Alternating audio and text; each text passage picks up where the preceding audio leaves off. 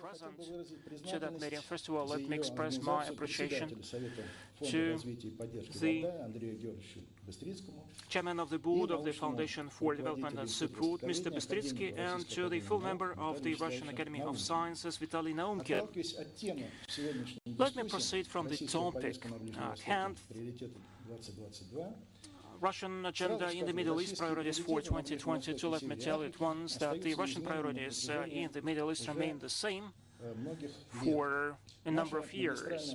Our main objective is to provide for necessary conditions to strengthen win-win relations between Russia and the regional stakeholders on equal terms.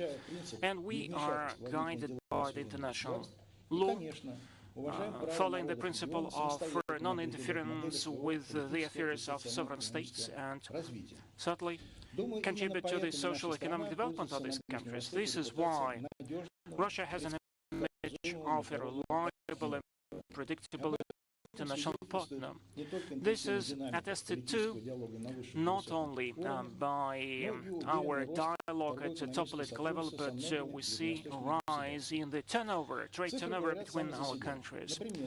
Let me quote some figures. Over the last 11 months, the turnover between Russia and Arab Emirates increased by more than 78%. This is a new historical high figure. We increased our trade turnover with Qatar by 52%. By 38%, we increased our turnover with Bahrain. Egypt is our major trade partner in the region. In the nearest future, the very first nuclear power plant in Daba is going to be launched, which would be based on the Russian technologies. We are agreeing setting up of the Russian cluster in the Suez Canal. We are acting in order to mitigate negative ramifications of COVID-19. More than 10 countries of the region registered the Russian vaccine Sputnik V. The negotiations to localize the production of the Russian vaccine in the Middle East are on the final stages. Unfortunately, the deployment of our potential has been somehow broken by certain obstacles. Among the undoubtful priorities of the Russian Federation is a contribution to the peace settlement in Syria. This sustainable normalization has to be provided, first of all, by social-economic means. Among the top priority objectives is setting up favorable conditions for the return of millions of Syrian refugees. It is obvious that in order to launch the post-war settlement and recovery, we have to act concertedly. First of all, we have to engage the potential of the Arab world, and Syria is an integral part of that. Resolution 2585 of the United Nations on the cross-border mechanism to deliver humanitarian aid opens up opportunities to provide humanitarian aid to the Syrian people, including the early recovery projects. As a good example for such optimization of relations between Damascus and the regional nations is power supply to Egypt through Syria. We do hope that this positive tendency would be followed by the restoration of Syria's membership in the League of Arab Nations states. As for the political settlement, according to the Security Council's resolution, we attach great importance to the activity of the Geneva Committee.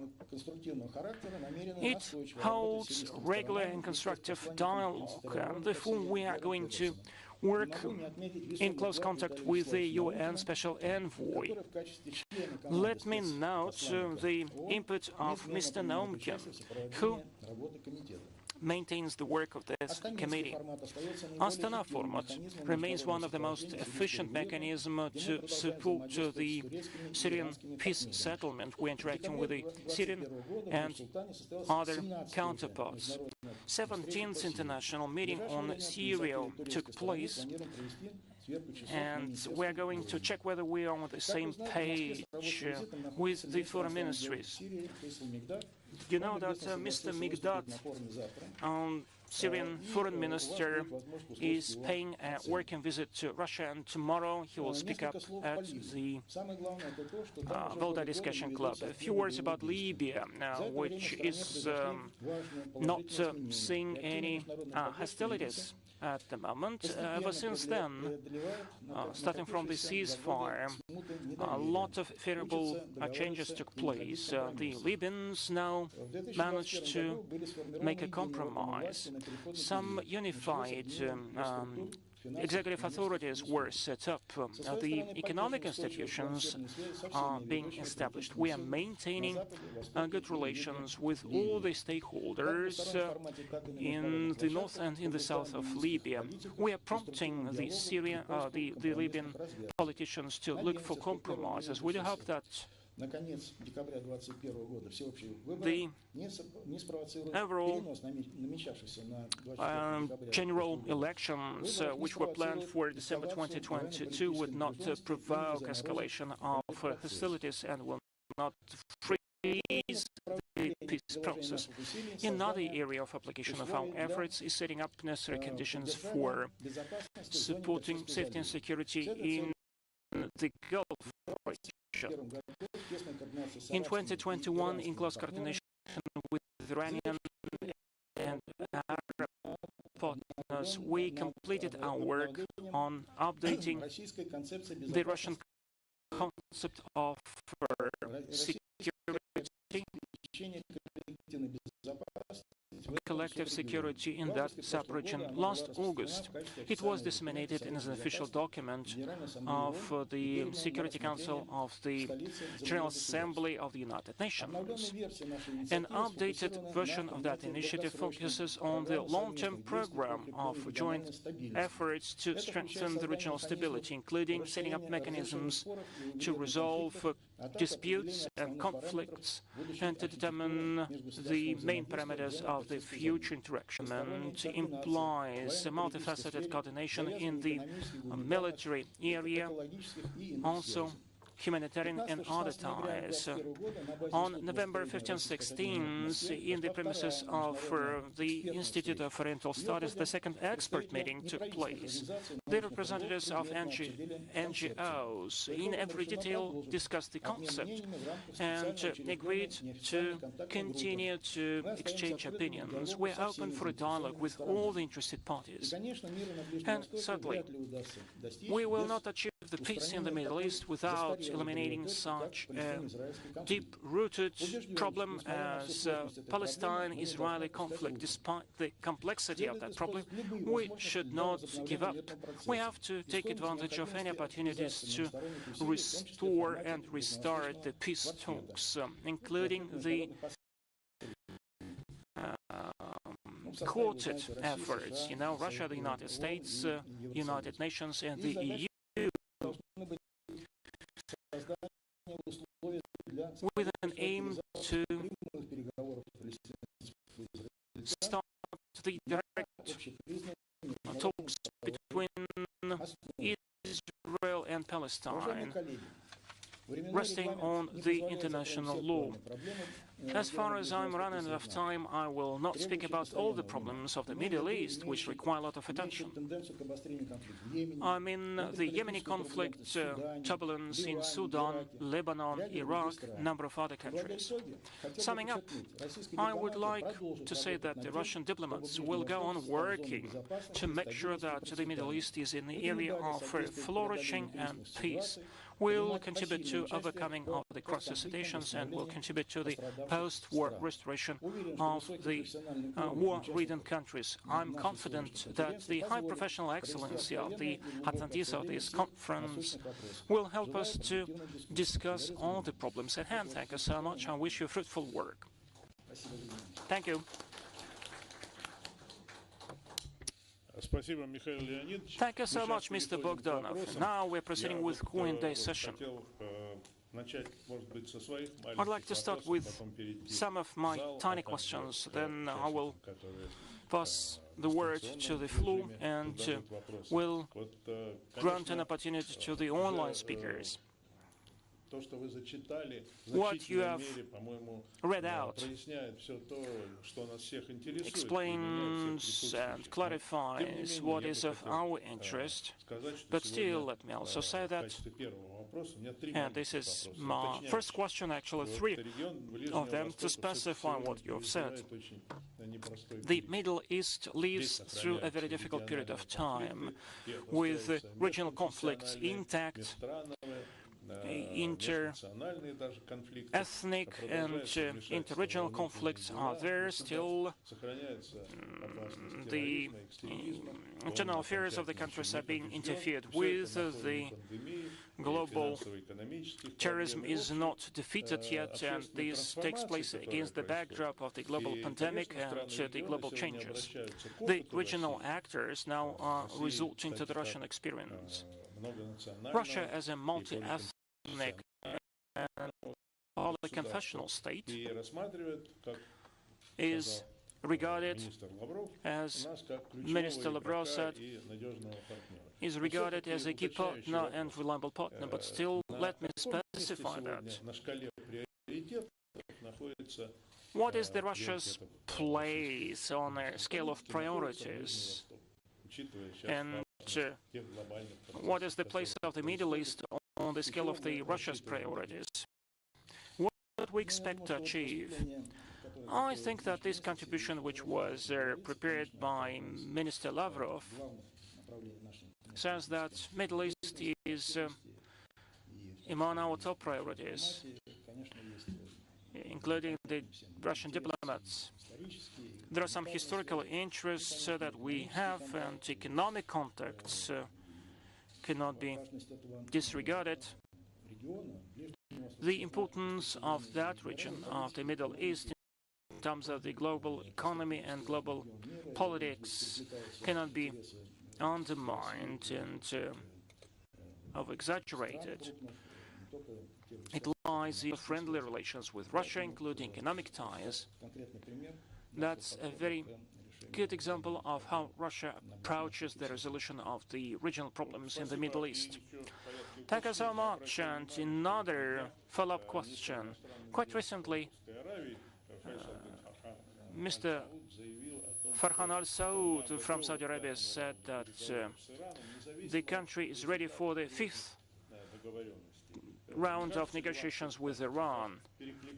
Don't you think that this has a lot in common with what you have said? That this concept is supported by the stakeholders? Again, in terms of the attention which is being paid to that region by the Russian authorities, it's been supported by the intensity of contacts, and the foreign minister of Syria has come to Moscow. Lots of delegations come from Iraq, from Israel on a very top level. Very high-ranking officials are arriving, and high-ranking officials from Saudi Arabia visited Moscow.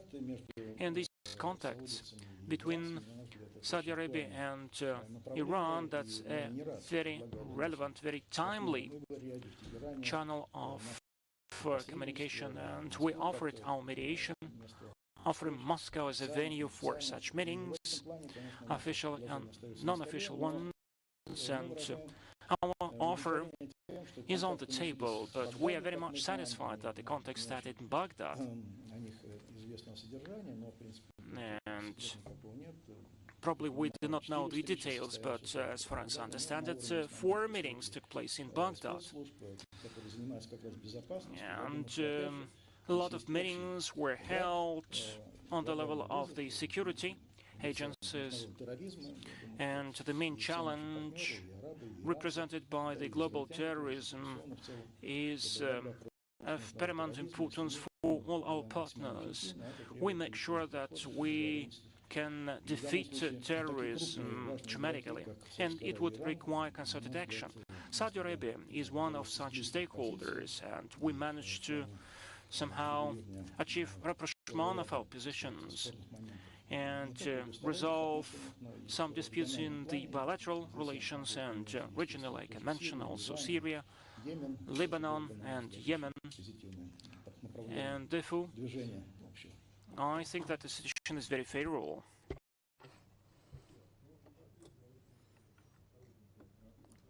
Microphone, please.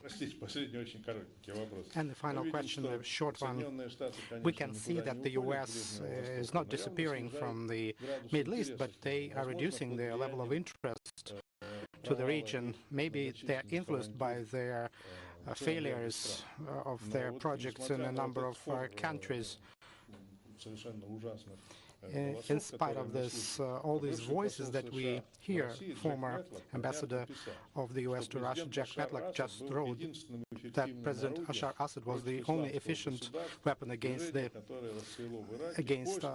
ISIS, the movement that got started in Iraq after the American intervention and then spread to Syria, and the military force to the so-called democratic opposition ended up with the jihadists and the Al-Qaeda that organized the attacks against the U.S. on the 11th of September. What kind of policy would the U.S. pursue in the Middle East from our point of view, and can we cooperate with the U.S. somehow in some areas? We still have a little bit of it, but what are the prospects? Let me just say what Jack Matlock mentioned. It means that there are reasonable people there who know the real situation, and they are saying good things about it, but there are differences between the previous administration and the current administration, the legislative and executive authorities, and whoever participates in making decisions in the U.S. And of course, we support working together. Let me recall when our two countries were the co-sponsors of the peaceful process, and when the Madrid process was launched, there were lots of hopes, and we were willing to work together. I can still recall how, from our historic experience, we had some joint Soviet-American initiatives, and Resolution 242 in 1967 was passed based on Soviet-American project and the quartet of states where we interacted together with the U.S., and we hope for the continuation of this interaction. The level of special envoys of the four members of that quartet, the contacts already intensified, but unfortunately our American partners are not ready to take this work to the ministerial level and to interact deeper with us on the Middle East, but on the whole we still have contacts on Syria, on a number of other regional problems, including Libya. We are ready to do this kind of work together, and in principle, we need to respect the fundamental norms of international law, non-interference in internal affairs, and there are no ready-made recipes here. Our task is to help the countries of the region and to solve these problems. If had Americans been ready for such constructive work, it would be a great result.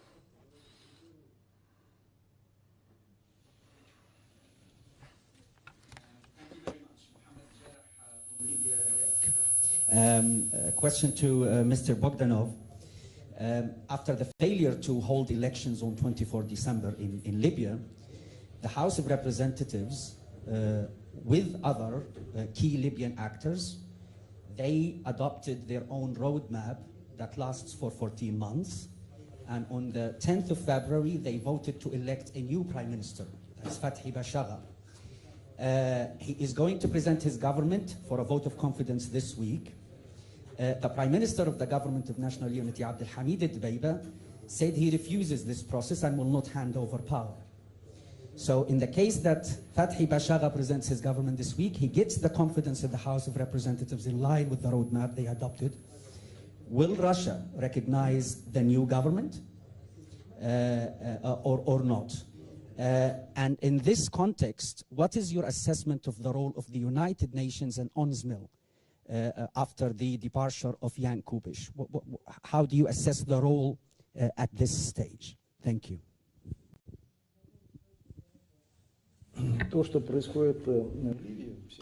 What's happening in Libya is the direct consequence of what happened in 2011, the destruction of Libya statehood, the interference of NATO, bombing of the country, and until now, this in Moscow, when he was in charge of the government of national unity, Fatih Bashaga was also here. We keep contacts with all major Libyan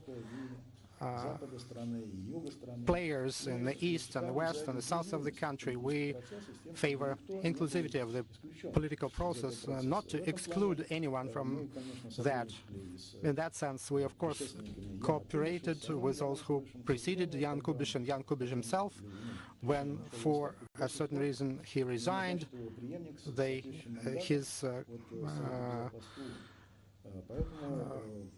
person who would take his place is not appointed yet, and the role of the UN is weakened a little bit, and I think that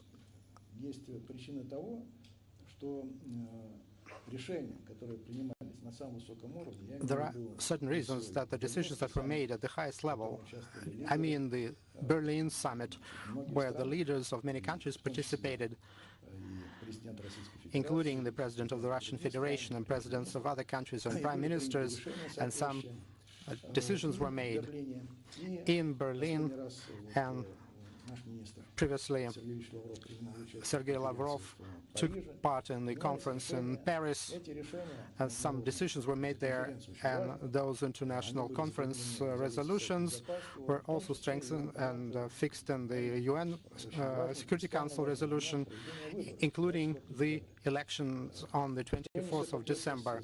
Who is responsible for the elections not happening on time, even though the date was